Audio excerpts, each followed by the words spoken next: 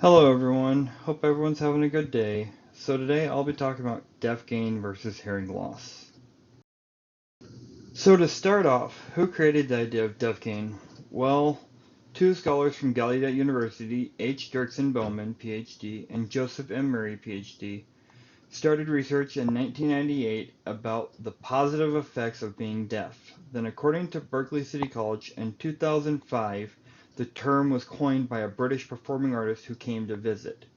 The term is used in multiple writing for the duo, including reframing from hearing loss to deaf gain in the Deaf Studios Journal and Deaf Studios in the 21st Century, Deaf Gain and the Future of Human Diversity in the second volume of the Oxford Handbook of Deaf Studies, Language and Education, with the most popular book or journal being Deaf Gain, Raising the Stakes for Human Diversity, which came out in 2014. So what is deaf gain? Well, by definition from Bowman and Murray, deaf gain is defined as reframing of deaf as a form of sensory and cognitive diversity that has the potential to contribute to the greater good of humanity. So deaf gain at the basic meaning is a positive way to look at being deaf by changing a mindset to see the powerful full potential of being deaf and contributing positively to humanity. It's the opposite of hearing loss. So basically, it's a concept to make you rethink and reframe the concept of being deaf to look at it in a more positive aspect.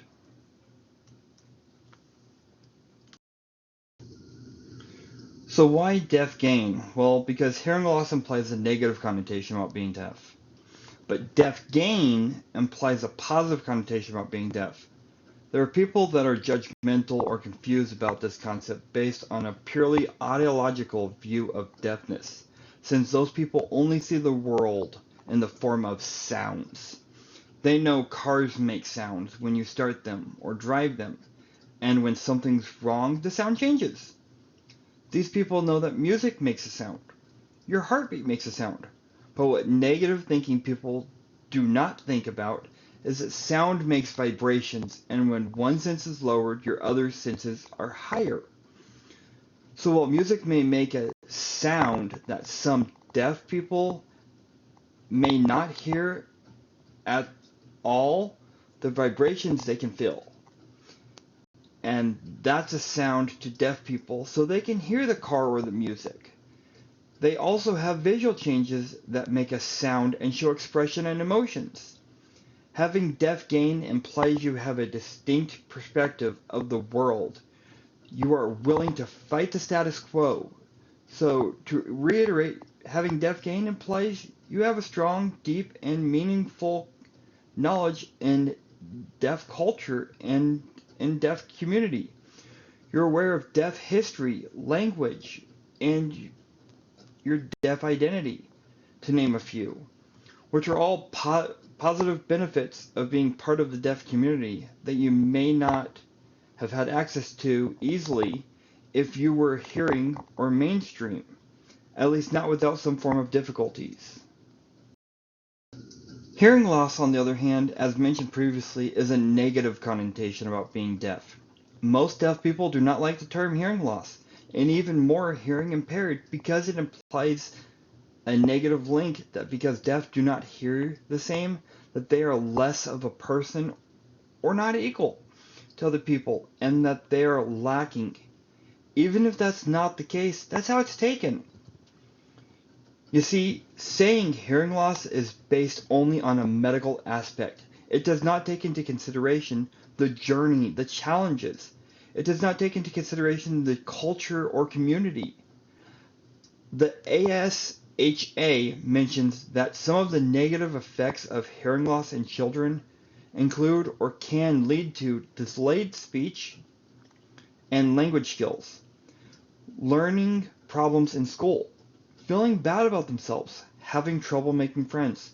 Well, some of these effects are in a physical aspect, all of them are in a mental and emotional way of communicating. So to wrap things up, Being deaf is not a negative thing like some people would like to say.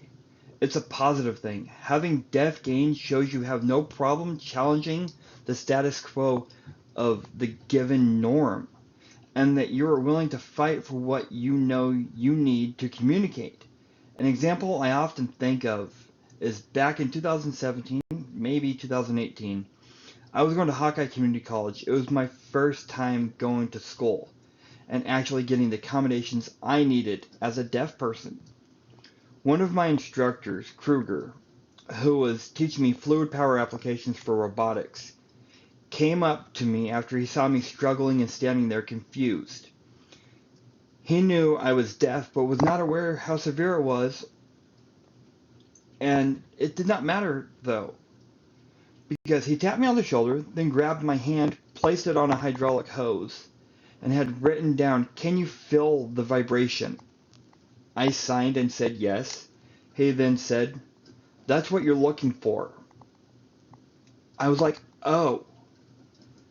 Then after class, I stayed and asked him, "Why did you do that?" And he said, "Being in this line of work, it does not matter if you're hearing or deaf, you're still capable of doing the job. And I have more faith in someone who is deaf doing this job correctly than someone who's trying to listen with their ears and does not know what they're doing." And that has stuck with me since then, because that was my first positive experience with being deaf, and it happened to be my first experience with deaf gain, even though I did not know the term at the time.